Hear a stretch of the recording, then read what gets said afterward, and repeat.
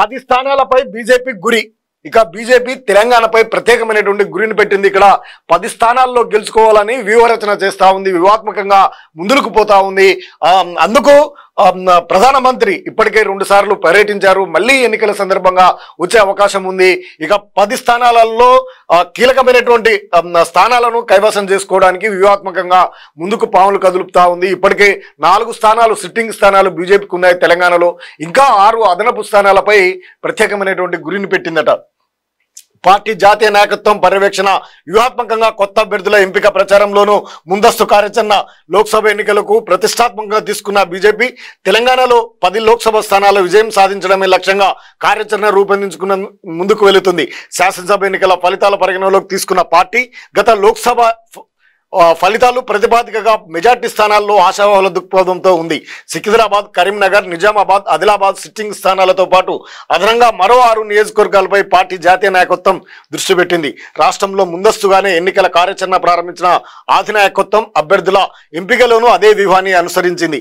అభ్యర్థుల ఎంపిక పూర్తయినందున మొదటి విడత ప్రచార కార్యక్రమాన్ని ముందుకు తీసుకెళ్తుంది.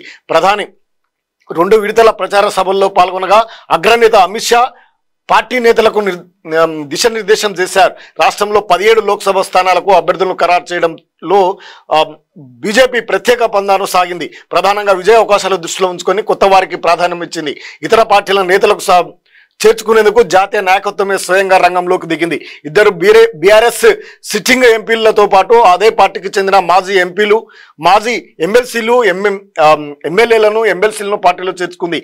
ఇక లోక్సభ మినహా అన్ని స్థానాల్లో లక్ష్యం మేరకే చేరికల ప్రక్రియను ముందుకు తీసుకెళ్తున్నట్లు పార్టీ నేతలు పేర్కొంటున్నారు. టికెట్ల కేటాయింపులో సమీకరణలు.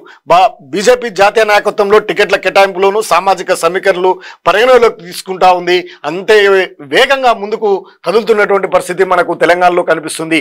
గత అసెంబ్లీ ఎన్నికల్లో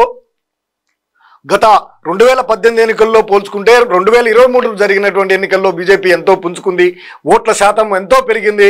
వారికి అనేక స్థానాల్లో దాదాపు 70 స్థానాల్లో 3వ స్థానంలో నిలిచింది.